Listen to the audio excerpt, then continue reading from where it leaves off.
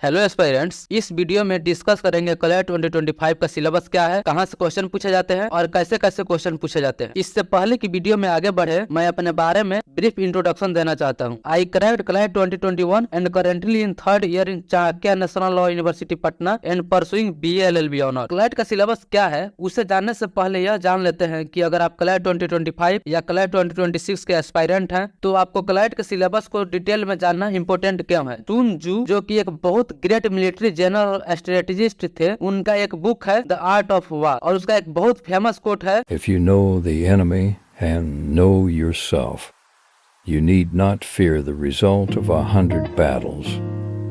If you know yourself but not the enemy, for every victory gained you will also suffer a defeat.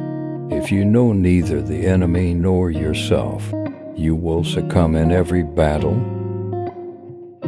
अगर आप अपने आप को और अपनी इनिमी को जानते हैं तो आपको हजारों बैटल्स के रिजल्ट से डरने की जरूरत नहीं है। अगर आप अपने आप को जानते हैं बट अपने इनिमी को नहीं जानते हैं तो आपको हर जीत के लिए हारने के बराबर सैक्रिफाइस करना होगा। और अगर आप अपने आप को भी नहीं जानते और अपने इनिमी को भी नहीं जानते तो हर बैटल में आपका हारना निश्चित है। क्लैट भी आपके लिए एक बैटल ही है, इसलिए आपको इसके बारे में भी सब कुछ जानना बेहद जरूरी है। मीन्स इसका सिलेबस क्या है, कौन कौन से सेक्शन से कैसे कैसे क्वेश्चन पूछे जाते हैं और आप इन्हें कैसे प्रिपेयर कर सकते हैं, इन्हीं सभी इन्फॉर्मेशन के बारे में इस वीडियो में डिटेल में डिस्कस करेंगे। Let's continue this video.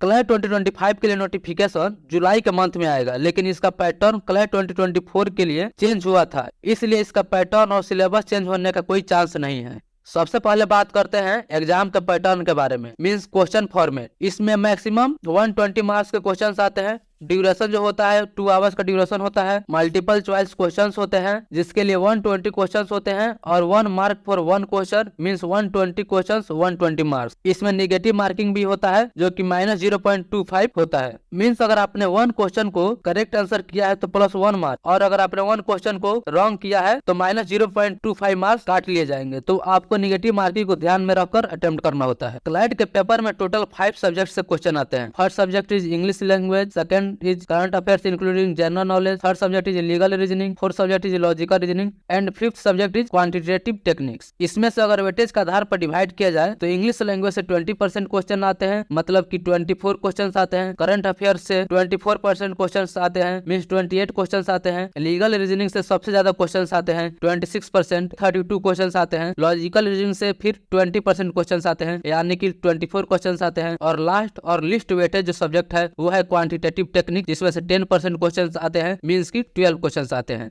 भले ही quantitative techniques least weighted subject है, लेकिन यह सबसे मोस्ट इंपोर्टेंट सब्जेक्ट है। इसके इंपोर्टेंस के बारे में हम एक सेपरेट वीडियो में बात करेंगे। एग्जैक्टली जो 50% क्वेश्चंस होते हैं लीगल रीजनिंग और current affairs including general knowledge से आते हैं, तो इसलिए आपको खास ध्यान देना होता है क्योंकि ये दोनों सेक्शंस भी डुएबल होते हैं। आप इनको अगर पढ़ते हैं, अगर रिविजन करते हैं तो आप इन दोनों सेक्शन को बहुत आसानी से सॉल्व कर सकते हैं और आप बहुत अच्छा मार्क्स स्कोर कर सकते हैं। अब हम बात कर लेते हैं एलिजिबिलिटी क्राइटेरिया के बारे में। इसमें कोई भी एज लिमिट नहीं है, यानी किसी भी एज के स्टूडेंट इस एग्जाम को दे सकते हैं। अगर आप जनरल, ओबीसी या NRI कैटेगरी से आते हैं तो आपको मिनिमम 45% मार्क्स चाहिए 12th में, और अगर आप SC या ST कैटेगरी से आते हैं तो आपको मिनिमम 40% मार्क्स चाहिए 12th में। या कोई भी स्टूडेंट जो 12th पास नहीं किया है लेकिन अगर इसी साल अपियर हो रहा है तो वो भी इस एग्जाम को दे सकता है। अगर मान लेते हैं कोई 2 स्टूडेंट है, जो अगर दोनों स्टूडेंट ने सेम मार्क्स स्कोर किया है तो किसका एडमिशन होगा? तो जो स्टूडेंट लीगल रीजनिंग में ज्यादा मार्क्स स्कोर किया होगा उसका एडमिशन होगा। अगर उसमें भी दोनों का बराबर होता है तो देखा जाएगा कि जिसका एज ज्यादा है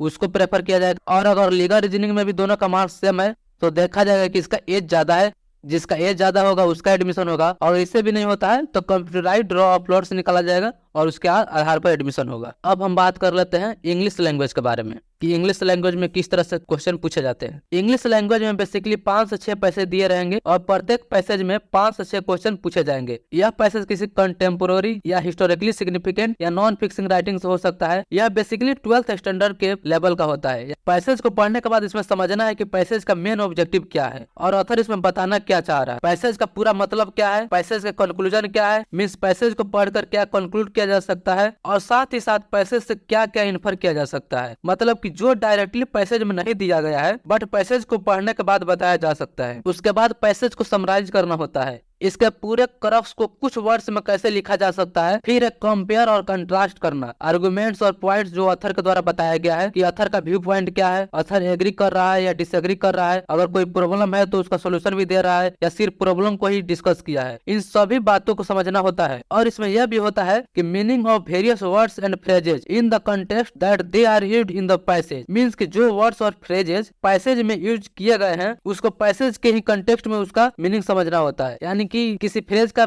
बहुत ज्यादा मीनिंग हो सकता है, किसी वर्ड्स का बहुत ज्यादा मीनिंग हो सकता है, लेकिन उसको पैसेज में किस कंटेक्स्ट में उसका मीनिंग क्या होगा वही आपको समझ के बताना होता है। तो इसी तरह से क्लैट का इंग्लिश लैंग्वेज का जो सिलेबस है इसी तरह से है, यानी कि एक पैसेज आपको दिया रहेगा, साथ ही 4 से 5 क्वेश्चन पूछे जाएंगे जिसमें वर्ड मीनिंग भी पूछा जा सकता है, उसमें आर्गुमेंट क्या है समराइज करना होता है, पैसेज को कंट्रास्ट करना होता है कि ऑथर एग्री कर रहा है या डिसएग्री कर रहा है। इस तरह से क्वेश्चन पूछे जाते हैं इंग्लिश लैंग्वेज में क्लैट में। अब हम बात कर लेते हैं current affairs including general knowledge के बारे में। इस सेक्शन में भी पैसेज ही आता है, लगभग 450 वर्ड से 500 वर्ड के आसपास इसमें पैसेज आता है। करंट अफेयर्स का जो पैसेज है वो किसी न्यूज़पेपर से, किसी जर्नल से या फिर किसी भी नॉन फिक्शनल राइटिंग से या किसी रिपोर्ट से आ सकता है। इसमें बेसिकली होता क्या है, कंटेम्पोररी जो events of significance from India and the world, उसके बाद होता है आर्ट्स एंड कल्चर, उसके बाद होता है इंटरनेशनल अफेयर्स, फिर आता है historical events of continuing significance. For example अगर हम क्लैट 2024 का क्वेश्चन पेपर देखें तो करंट अफेयर्स का तो उसमें पूछा गया था G20 के बारे में, जिसके लिए एक पूरा पैसेज दिया था और कुछ इन्फॉर्मेशन को बताया गया था कि G20 क्या है और कहाँ हुआ है और कौन कौन से लीडर आए और कौन कौन से लीडर नहीं आ पाए। उसके बाद क्या क्वेश्चन पूछा गया था, the group of 20 is a forum for dash dash select the correct option. उसके बाद Which country will hold the presidency in 2024? Which one of the following countries is not a member of G20? अगर हम इन सभी questions को analyse करें तो यह clear हो जाएगा, कुछ क्वेश्चंस करंट अफेयर्स के हैं तो कुछ क्वेश्चंस स्टैटिक पोर्शन के भी हैं। अगर आप 2019 से पहले के प्रीवियस ईयर क्वेश्चंस को देखेंगे तो उसमें पैसेज नहीं होता था, उसमें स्ट्रेट फॉरवर्ड क्वेश्चंस पूछे जाते थे। मतलब कि अगर G20 के बारे में ही पूछता तो डायरेक्ट क्वेश्चन पूछता, मींस कि which country will hold presidency of G20 in 2024, या फिर ये पूछ देता which country is the current president of G20। यानी इस तरह का पैसेज नहीं दिया होता, लेकिन 2020 से पैटर्न चेंज हो गया है तो इसलिए पैसेज देता है, उसके बाद उसमें क्वेश्चन पूछता है। अब जो तरीका है क्वेश्चन पूछने का करंट अफेयर्स में चेंज हो गया है, तो आपको प्रिपरेशन करने का भी तरीका आपको चेंज करना होगा। जब आप क्लैट का पेपर देंगे तो एक भी ऐसा पैसेज नहीं होगा जिसके बारे में आपने न्यूज पेपर में नहीं पढ़ा हो। अगर आप सभी क्वेश्चन को एक्यूरेटली आंसर करना चाहते हैं तो किसी भी टॉपिक को करंट के साथ साथ उसके स्टैटिक पोर्शन को भी कवर करना होगा। फिर आर्ट्स एंड कल्चर से भी क्वेश्चन आएंगे, जैसे कोई डांस फॉर्म, अवार्ड्स, वे सारे इंटरनेशनल अफेयर्स जो बहुत ज्यादा वाइड लेवल पर हो रहे हैं, जैसे इजराइल हमास वार, यूएस प्रेसिडेंट का इलेक्शन, ऐसे इवेंट्स बहुत इंपॉर्टेंट है और इनसे क्वेश्चंस आ सकते हैं। फिर कोई हिस्टोरिकल इवेंट जिनका सिग्निफिकेंस अभी भी है, उनसे रिलेटेड कोई न्यू डेवलपमेंट हुआ है, फॉर एग्जाम्पल ओलंपिक्स गेम्स है जो इस साल पेरिस में होने वाले हैं, तो इसी तरह से करंट अफेयर्स के क्वेश्चन आते हैं। यानी उसमें पैसेज दिया रहता है, कुछ घटनाओं को बताया गया रहता है और उसी के बारे में क्वेश्चन पूछ लिया जाता है। जैसे कि इजराइल और हमास के बीच में जो वॉर चल रहा है तो उसको पूछ लिया गया था क्लैट 2024 में। तो इसी तरह से बहुत सारे क्वेश्चन, यानी कि प्रीवियस ईयर में यूक्रेन और रशिया वाला क्वेश्चन पूछ लिया गया था। अगर आप क्लैट 2020 का भी पेपर देखिएगा तो गलवान वैली में जो क्लैशेज हुए थे उसके बारे में क्वेश्चन पूछ लिया गया था। यानी कि वर्ल्ड लेवल पर जो भी घटनाएं हो रही हैं जिससे इंडिया इम्पैक्ट हो रहा है, जिससे वर्ल्ड इम्पैक्ट हो रहा है, तो इस तरह से क्वेश्चन पूछे जाते हैं। अब हम बात कर लेते हैं लीगल रीजनिंग के बारे में। लीगल रीजनिंग जो है वो मोस्ट वेटेज सेक्शन है जिसमें 26% क्वेश्चंस आते हैं, मींस टोटल 32 क्वेश्चंस होते हैं। Legal reasoning most weightage subject तो है ही साथ सबसे इजी सेक्शन भी यही है। जिस तरह से इसके क्वेश्चन को सॉल्व किया जाता है, अगर आपने उस तरह से इसके क्वेश्चन को सॉल्व करना शुरू कर दिया, कंसेप्ट को आप समझ गए, तो इसमें 32 क्वेश्चन आते हैं, तो आप 32 के 32 क्वेश्चन को एक्यूरेटली सॉल्व कर सकते हैं। बशर्ते इसमें करना क्या होता है, सबसे पहले समझ लीजिए क्वेश्चन कैसा आता है। इसमें भी लगभग 450 से 500 वर्ड्स के आसपास का पैसेज होगा। इसमें किसी लॉ को एक्सप्लेन किया गया होगा, जैसे मान लीजिए मर्डर या कल्पेबल होमिसाइड या फिर defamation, freedom of speech and expression या राइट टू लाइफ। किसी भी लॉ को एक्सप्लेन करते हुए उसी पैसेज के प्रिंसिपल्स एंड रूल्स के आधार पर 4 से 5 क्वेश्चन प्रत्येक पैसेज में दिए होते हैं। उसके बाद आपको उसी प्रिंसिपल को अप्लाई करते हुए उसको आंसर करना होता है। साथ ही साथ अगर प्रिंसिपल्स